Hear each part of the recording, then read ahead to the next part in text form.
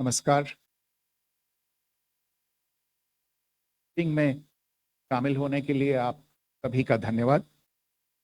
जैसा कि आप सभी जानते हैं, 22 अप्रैल 2025 को लश्कर तैयबा से संबंधित पाकिस्तानी और पाकिस्तान प्रशिक्षित आतंकवादियों ने भारत में जम्मू और कश्मीर के पहलगाम में भारतीय पर्यटकों पर बर्बरतापूर्ण हमला किया। 25 भारतीयों और एक नेपाली नागरिक को कायरतापूर्ण मौत के घाट उतार दिया गया। मुंबई के 26 नवंबर 2008 के हमलों के बाद यह भारत में हुई किसी आतंकवादी हमले में मारे गए आम नागरिकों की संख्या की दृष्टि से सबसे गंभीर घटना है। पहलगाम का हमला अत्यधिक बर्बरतापूर्ण था, जिसमें वहां मौजूद लोगों को करीब से और उनके परिवारों के सामने सिर पर गोली मारी गई। हत्या के इस तरीके से परिवार के सदस्यों को जानबूझकर आघात पहुंचाया गया।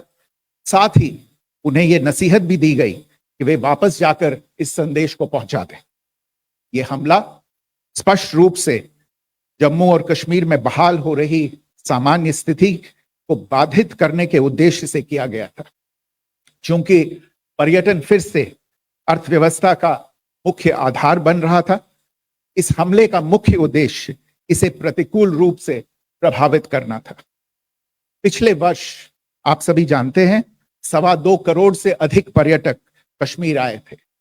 इस हमले का मुख्य उद्देश्य इसलिए संभवतः यह था कि इस संघ राज्य क्षेत्र में विकास और प्रगति को नुकसान पहुंचाकर इसे पिछड़ा बनाए रखा जाए और पाकिस्तान से लगातार होने वाले सीमा पार आतंकवाद के लिए उपजाऊ जमीन बनाने में सहायता की जाए। हमले का यह तरीका जम्मू और कश्मीर और शेष राष्ट्र दोनों में सांप्रदायिक दंगे भड़काने के उद्देश्य से भी प्रेरित था। इसका श्रेय सरकार और भारत के सभी नागरिकों को दिया जाना चाहिए कि इन प्रयासों को विफल कर दिया गया। एक समूह ने खुद को रेजिस्टेंस फ्रंट TRF कहते हुए इस हमले की जिम्मेदारी ली है। यह समूह संयुक्त राष्ट्र द्वारा प्रतिबंधित पाकिस्तानी आतंकवादी समूह लश्कर तैयबा से जुड़ा हुआ है। यह उल्लेखनीय है कि भारत ने मई और नवंबर 2024 में संयुक्त राष्ट्र की 1267 कमेटी की सैंक्शंस मॉनिटरिंग टीम को अर्धवार्षिक रिपोर्ट प्रस्तुत की थी, जिसमें TRF के बारे में साफ इनपुट दिए गए थे। इससे पाकिस्तान स्थित आतंकवादी समूहों के लिए कवर के रूप में TRF की भूमिका सामने आई थी। इससे पहले भी दिसंबर 2023 में भारत ने इस टीम को लश्कर तैयबा और जैश ए मोहम्मद के बारे में सूचित किया था, जो TRF जैसे छोटे आतंकवादी समूहों के माध्यम से अपनी गतिविधियों को संचालित कर रहे हैं। इस संबंध में 25 अप्रैल को UN सिक्योरिटी काउंसिल प्रेस वक्तव्य में TRF के संदर्भ को हटाने के लिए पाकिस्तान के दबाव पर भी ध्यान दिया जाना चाहिए। पहलगाम आतंकवादी हमले की जांच से पाकिस्तान के साथ आतंकवादियों के संपर्क उजागर हुए हैं। रेजिस्टेंस फ्रंट द्वारा किए गए दावे और लश्कर तैयबा से ज्ञात सोशल मीडिया हैंडल द्वारा इसको रीपोस्ट किया जाना इसकी पुष्टि करता है। चश्मदीद गवाहों और विभिन्न जांच एजेंसियों को उपलब्ध अन्य सूचनाओं के आधार पर हमलावरों की पहचान भी हुई है। हमारी इंटेलिजेंस ने इस टीम के योजनाकारों और उनके समर्थकों की जानकारी जुटाई है। इस हमले की रूपरेखा भारत में सीमा पार आतंकवाद को अंजाम देने के पाकिस्तान के लंबे ट्रैक रिकॉर्ड से भी जुड़ी हुई है, जिसके लिखित और स्पष्ट दस्तावेज उपलब्ध हैं। पाकिस्तान दुनिया भर में आतंकवादियों के लिए एक शरण स्थल के रूप में पहचान बना चुका है। यहां अंतर्राष्ट्रीय स्तर पर प्रतिबंधित आतंकवादी सजा पाने से बचे रहते हैं। इसके अलावा पाकिस्तान ने इस मुद्दे पर विश्व और फाइनेंशियल एक्शन टास्क फोर्स जैसे अंतर्राष्ट्रीय मंचों को जानबूझकर गुमराह करने के लिए भी जाना जाता है। साजिद मीर का मामला, जिसमें इस आतंकवादी को पाकिस्तान ने मृत घोषित कर दिया था और फिर अंतर्राष्ट्रीय दबाव के परिणाम स्वरूप वो जीवित पाया गया, इसका सबसे स्पष्ट उदाहरण है। यह स्वाभाविक है कि पहलगाम में हुए इस हमले से जम्मू और कश्मीर के साथ साथ भारत के अन्य भागों में भी आक्रोश देखा गया। हमलों के बाद भारत सरकार ने स्वाभाविक रूप से पाकिस्तान के साथ संबंधों को लेकर कुछ कदम उठाए। आप सभी उन निर्णयों से अवगत हैं जिसकी घोषणा 23 अप्रैल को की गई थी। तथापि यह आवश्यक समझा गया कि 22 अप्रैल के हमले के अपराधियों और उनके योजनाकारों को न्याय के कटघरे में लाया जाए। हमलों के एक पखवाड़े के बाद भी पाकिस्तान द्वारा अपने क्षेत्र या अपने नियंत्रण वाले क्षेत्रों में आतंकवादियों की इंफ्रास्ट्रक्चर के विरुद्ध कार्यवाही करने के लिए कोई स्पष्ट कदम नहीं उठाया गया है। उल्टे वो इनकार करने और आरोप लगाने में ही लिप्त रहा है। पाकिस्तान आधारित आतंकवादी मॉड्यूल्स पर हमारी खुफिया निगरानी ने संकेत दिया है कि भारत के विरुद्ध आगे भी हमले हो सकते हैं। अतः इनको रोकना और इनसे निपटना दोनों को बेहद आवश्यक समझा गया। आज सुबह, जैसा कि आपको ज्ञात होगा, भारत ने इस तरह के सीमा पार हमलों का जवाब देने और उन्हें रोकने तथा उनका प्रतिरोध करने के अपने अधिकार का प्रयोग किया है। यह कार्यवाही नपीतुली, नॉन एस्केलेटरी, अनुपातिक और जिम्मेदारीपूर्ण है। यह आतंकवाद की इंफ्रास्ट्रक्चर को समाप्त करने और भारत में भेजे जाने वाले संभावित आतंकवादियों को अक्षम बनाने पर केंद्रित है। आपको यह भी स्मरण होगा कि 25 अप्रैल 2025 को संयुक्त राष्ट्र सुरक्षा परिषद ने पहलगाम आतंकवादी हमले पर एक प्रेस वक्तव्य जारी किया था, जिसमें आतंकवाद के इस निंदनीय कार्य के अपराधियों, आयोजकों, फाइनेंसरों और प्रायोजकों को जवाबदेह ठहराने और उन्हें न्याय के दायरे में लाने की आवश्यकता पर जोर दिया गया था। भारत की आज की इस कार्यवाही को इसी संदर्भ में देखा जाना चाहिए। Good morning. Thank you all for joining this briefing. As you are all aware, on April 22, 2025, Pakistani and Pakistan-trained terrorists belonging to the Lashkar-e-Taiba carried out a savage attack on Indian tourists at Pahalgam in Jammu and Kashmir in India. They murdered 26 people, including one national of Nepal, causing the largest number of civilian casualties in a terrorist attack in India since the 26 November 2008 attacks in Mumbai. The attack in Pahalgam was marked by extreme barbarity, with the victims mostly killed with headshots from close range and in front of their families. Family members were deliberately traumatized through the manner of the killing, accompanied by the exhortation that they should take back the message. The attack was clearly driven by the objective of undermining the normalcy returning to Jammu and Kashmir. In particular, it was designed to impact the mainstay of the economy, tourism, with a record 23 million tourists visiting the valley last year. The calculation, presumably, was that harming growth and development in the Union Territory would help keep it backward and create fertile ground for continued cross-border terrorism from Pakistan. The manner of the attack was also driven by an objective of provoking communal discord, both in Jammu and Kashmir and the rest of the nation. It is to the credit of the government and the people of India that these designs were foiled. A group calling itself the Resistance Front has claimed responsibility for the attack. This group is a front for the UN-proscribed Pakistani terrorist group Lashkar-e-Taiba. It is notable that India had given inputs about the TRF in the half-yearly report to the monitoring team of the UN's 1267 Sanctions Committee in May and November 2024, bringing out its role as a cover for Pakistan-based terrorist groups. Earlier too, in December 2023, India had informed the monitoring team about Lashkar and Jaish-e-Mohammed operating through small terror groups such as the TRF. Pakistan's pressure to remove references to TRF in the April 25 UN Security Council press statement is notable in this regard. Investigations into the Pahalgam terror attack have brought out the communication notes of terrorists in and to Pakistan, the claims made by the Resistance Front, and their reposting by known social media handles of the Lashkar-e-Taiba speak for themselves. Identification of the attackers based on eyewitness accounts, as well as other information available to law enforcement agencies, has also progressed.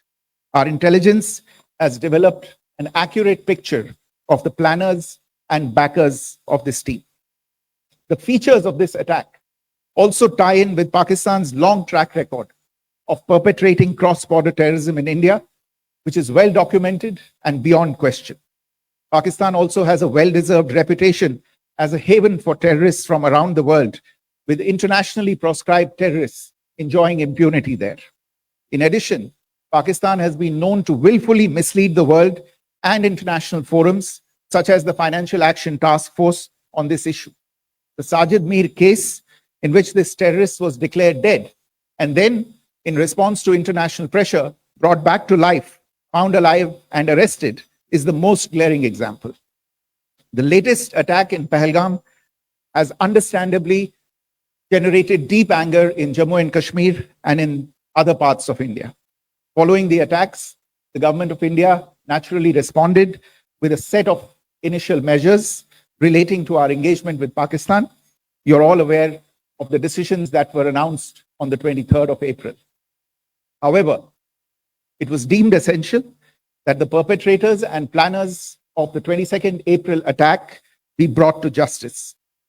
Despite a fortnight having passed since the attacks, there has been no demonstrable step from Pakistan to take action against the terrorist infrastructure on its territory or on territory under its control. Instead, all it has indulged in are denials and allegations. Our intelligence monitoring of Pakistan-based terrorist modules indicated that further attacks against India were impending. There was thus a compulsion both to deter and to preempt. Earlier this morning, as you would be aware, India exercised its right to respond and preempt, as well as deter more such cross-border attacks. These actions were measured, non-escalatory, proportionate, and responsible. They focused on dismantling the terrorist infrastructure and disabling terrorists likely to be sent across to India. You would also recall that the Security Council on 25th April 2025 had issued a press statement on the Pahalgam terror attack, underlining, and I quote, the need to hold perpetrators, organizers, financiers, and sponsors of this reprehensible act of terrorism accountable and bring them to justice, unquote. India's latest actions should be seen in this context. Joining me for this briefing on our actions earlier this morning are Colonel Sophia Qureshi and Wing Commander Vyomika Singh. I will request them to share some details regarding Operation Sindoor with all of you.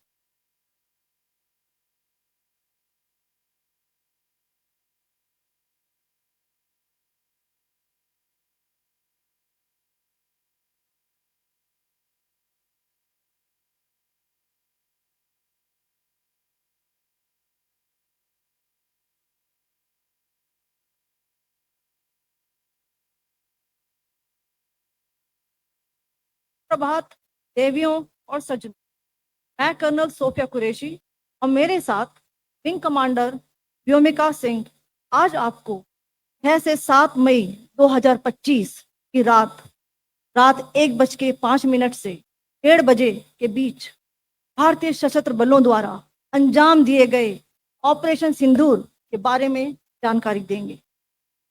Operation सिंदूर 22 अप्रैल को पहलगाम में हुए विभत्स आतंकवादी हमले के शिकार मासूम नागरिकों व उनके परिवारों को न्याय देने के लिए लॉन्च किया गया था। इस कार्रवाई में 9 टेररिस्ट कैंप्स को टारगेट किया गया और पूरी तरह से इसे बर्बाद किया गया। पाकिस्तान में पिछले 3 दशकों से टेरर इंफ्रास्ट्रक्चर का निर्माण हो रहा। इसमें recruitment, indoctrination centres, training areas व लॉन्च पैड शामिल थे, जो पाकिस्तान और पाक अधिकृत जम्मू कश्मीर POJK दोनों में फैले हैं। Operation Sindoor was launched by Indian Armed Forces to deliver justice to the victims of Pahalgam terror attack and their families. 9 terrorist camps were targeted and successfully destroyed. Over the last 3 decades, Pakistan has systematically built terror infrastructure. It is a complex web of recruitment and indoctrination centers, training areas for initial and refresher courses, and launch pads for handlers. These camps are located both in Pakistan as well as Pakistan occupied Jammu and Kashmir areas. Some of the well-known training camps are located, as you can see on the screen.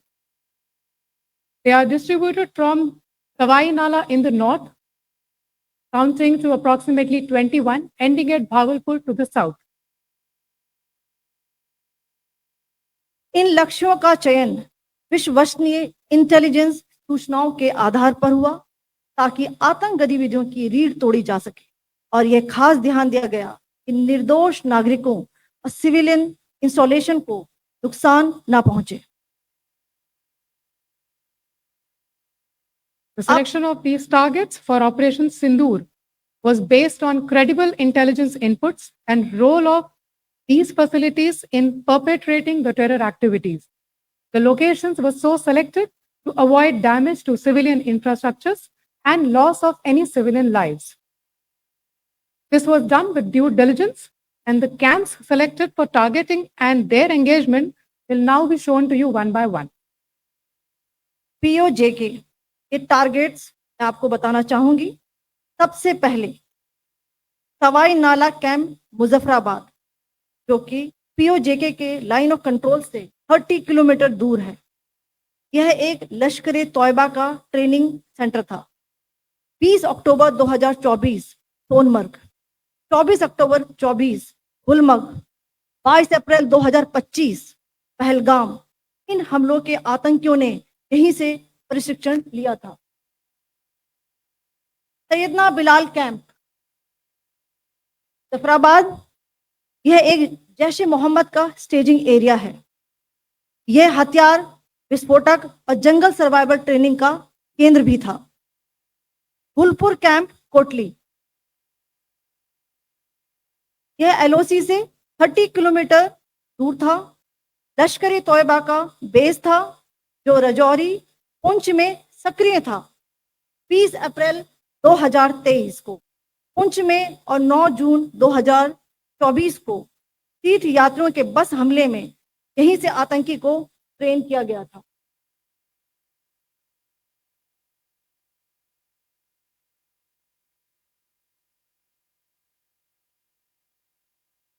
Barnala camp बिम्बर, ये LOC से 9 kilometre दूर है। यहाँ पर हथियार, handling, IED व जंगल survival का प्रशिक्षण केंद्र था। अब्बास कैंप कोटली,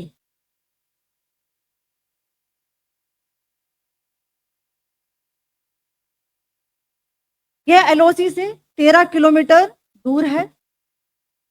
लश्कर तोयबा का फिदाइन यहां तैयार होता था। इसकी कैपेसिटी 15 टेररिस्ट को ट्रेन करने की थी।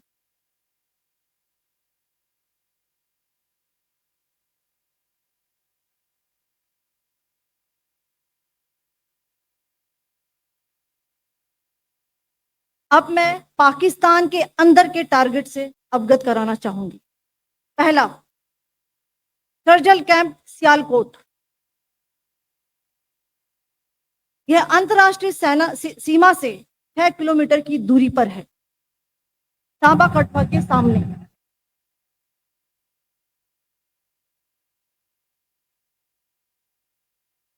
मार्च 2025 में जम्मू एंड कश्मीर पुलिस के 4 जवानों को जो हत्या की गई थी, उन आतंकवादियों को इस जगह पर ट्रेन किया गया था।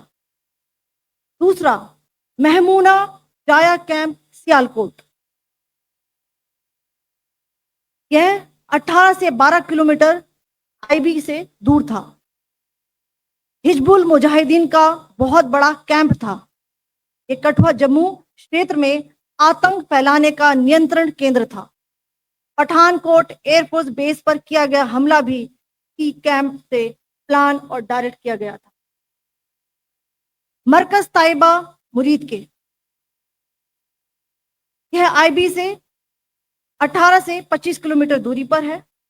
2008 के मुंबई हमले के आतंकी भी यहीं से प्रशिक्षित हुए थे। अजमल कसब और डेविड हेडली भी यहाँ ट्रेन हुए थे।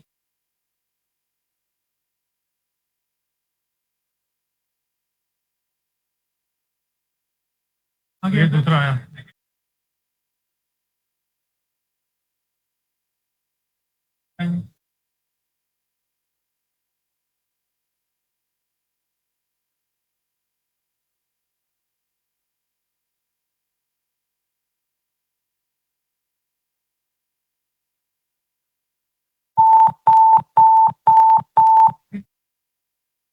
Enclosure same ही है.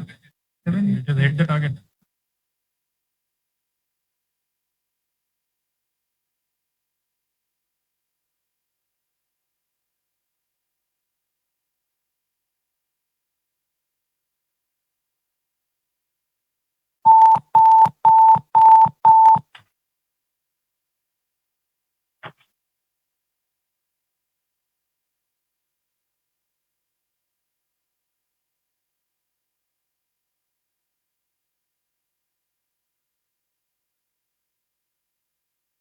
मरकज सुभान अल्लाह भावलपुर के इंटरनेशनल बाउंड्री से 100 किलोमीटर दूर है। जैश ए मोहम्मद का मुख्यालय था। यहाँ पर रिक्रूटमेंट, ट्रेनिंग व इंडोक्ट्रिनेशन का केंद्र भी था। शीर्ष आतंकी अक्सर यहाँ आते थे। मैं आप सबको बताना चाहती हूँ कि किसी भी सैन्य ठिकाने का निशाना नहीं बनाया गया और अभी तक किसी तरह की नागरिक क्षति की रिपोर्ट नहीं है। धन्यवाद। जय Hind. The strike on the terror camps were undertaken through precision capability, as shown to you. A niche technology weapons with careful selection of warheads was ensured so that there will be no collateral damage. The point of impact in each of the target was a specific building or a group of buildings. All the targets were neutralized with clinical efficiency, and the results reiterate the professionalism of the Indian Armed Forces in the planning and execution of their operations. No military establishments were targeted. India has demonstrated considerable restraint in its response. However, it must be said that the Indian Armed Forces are fully prepared to respond to Pakistani misadventures, if any, that will escalate the situation. Jai Hind, and thank you very much. Ladies and gentlemen, friends in the media, I ask your indulgence today in view of the fact that this is still an evolving situation. We will therefore not be able to take questions and answers today, but we will come back for more updates and more briefings shortly. Thank you all very much for joining us this morning. Thank you.